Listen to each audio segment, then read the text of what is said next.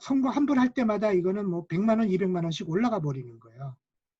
우리 이제 노인 기초연금이 20만 원에서 30만 원으로 오르듯이 그런 식으로 몇 번만 하면 이게 금액이 많아진다는 그런 정치적인 역사를 이렇게 말하는 것이고요. 아까 말씀드린 대로 기본소득은 이제 국민적인 합의고 그 합의가 복지를 늘리겠다는 정당이 몇 번 집권하느냐에 달려 있는 건데요.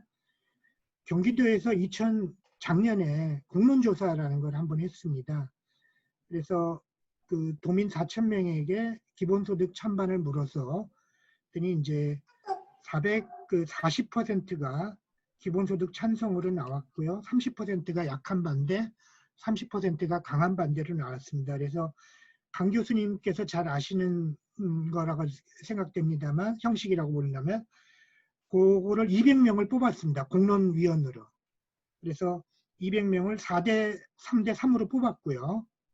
그리고 그분들을 원탁을 배치했는데 원탁을 4대 3대 3으로 배치했습니다. 섞이도록요. 찬성 반대가.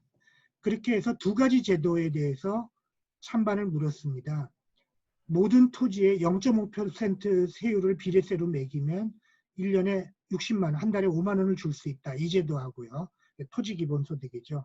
그 제도의 효과는 받는 건 별로 없지만 부동산 가격은 안정시키는 데 크다. 이렇게 설명을 했고 또 하나는 모든 개인 소득의 10%를 부과하면 한 달에 30만 원을 주는 기본소득을 할 수 있다. 이렇게 세금을 낸다는 걸 전제로 당신의 찬반을 토론해 보자라고 했는데 1박 2일 토론을 마치고 놀랍게도 소득세 모델, 소득세에 기초한 기본소득에 대해서는 찬성이 70%로 늘었습니다. 그리고 토지세에 대한 모델은 찬성이 80%로 늘었습니다. 놀라운 변화고요. 그리고 이제 그렇게 되면 입장을 바꾼 사람들을 조사해 봤더니 심층 면접을 했더니 강한 반대자는 입장을 거의 안 바꿨습니다. 약한 반대자들이 입장을 거의 대부분 바꿨는데요. 약한 반대자들이 입장을 바꾼 가장 큰 계기는 전문가의 토론은 아니고요. 전문가의 발제 토론은 아니고 책상에서 찬성자들의 토론 때문에 마음이 바뀌었다는 거예요. 30% 찬성자들이 40% 찬성자들이 30% 약한 반대자들을 설득시켜가지고 입장을 바꿔버린 겁니다. 그래서 공론조사 가능성을 만약 1년 이상 도로 돌아가면서 계속 공론조사 결과를 앞에 걸 알려주고 다시 하고 한다면 우리 국민들을 찬성하게 만들 수 있다라는 가능성을 한번 봤거든요. 한 1억 원쯤 예산이 들었습니다. 왜냐하면 하루에 10만 원씩 들였으니까요. 조사위원들. 근데 다행스럽게 올해 또 도에서 예산 배정을 해주셔가지고 올해 또 공론조사를 한번 더 하게 됩니다. 올해는 기본소득 모델에 지금 기후 위기가 너무 닥쳤기 때문에 생태세, 생태배당까지도 붙여보려고 합니다. 공론조사에. 그래서 그 관계도 혹시 좀 관심 있게 보아주시면 이제 전국적으로 해도 국민 설득이 가능하다. 이제 우리 국민들은 그런 가능성을 좀 경기도 차원이지만 좀 입증해 볼 수 있지 않을까 이렇게 기대하고 있습니다. 예.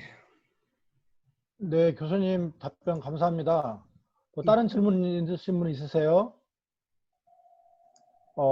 제가 하나 질문 드려도 될까요? 예. 저는 이런 질문 드리고 싶어요. 지금 그 금액으로 볼 때 선별소득하고 이제 기본소득으로 볼 때 기본소득의 개념이 수혜를 받는 사람이 많아지는 것은 지는 것으로 보이잖아요. 그런데 이제 우리가 그 자신에 대한 인식과 또 사람에 대한 인식에 대한 부분에서 또 의존적이 아닌 자기가 좀 능동적으로 추진해 나간다는 그런 그 수요 강의에서 보니까 그 기본소득을 주면 일하는 의욕도 더 생긴다는 부분에 강의가 있던데요. 그 인식의 변화 쪽이 좀 도움이 되면 추가가 되면 더 좋겠다라는 생각이 들어요. 그래서 그 소득 금액에 대한 중요한 게 아니라 인식의 변화, 즉 사람과 사회에 대한 인식의 변화를 어떻게 꾀할 것인가를 좀 더 추가했으면 좋겠다는 의견이 들어서 어떤 생각이 있는지 여쭤보고 싶습니다. 그래서 매우 중요한 지적이시고요. 사실은 이렇게 기본소득을 받는 게 우리 모두의 공동 자산이 있다, 공동부가 있다라는 걸 전제로 하는 것이기 때문에요. 그거를 느끼는 거죠. 아, 이거 토지로부터 나오는 건 마땅히 우리가 모두가 좀 가져야 돼. 근데 지금까지 너무 소수의 사람들만 독점했는데 이건 우리 모두의 거야. 그래서 자기 권리로 인식하기 시작하면 사회가 좀 많이 다르게 보이고 다른 세상이 되지 않을까 생각을 합니다. 예를 들면 이번에도 재난소득을 줄 때요.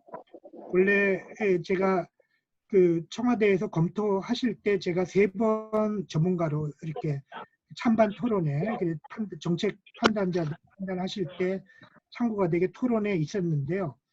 그 청와대 안에서 이루어졌던 토론에 대해서 가장 우려되는 바는 이 돈을 저축할 거다, 안 쓸 거다 라는 거였습니다. 그러니까 지역화표를 줘도 안 쓸 수 있잖아요. 생필품만 딱 사먹고 원래 사먹던 거 남는 돈은 저축하고, 그래서 사람은 이기적인 동물이기 때문에 이 재난 시기에 움츠려들어서 소비 효과가 없다라는 반대 전문가들의 의견이 많았거든요.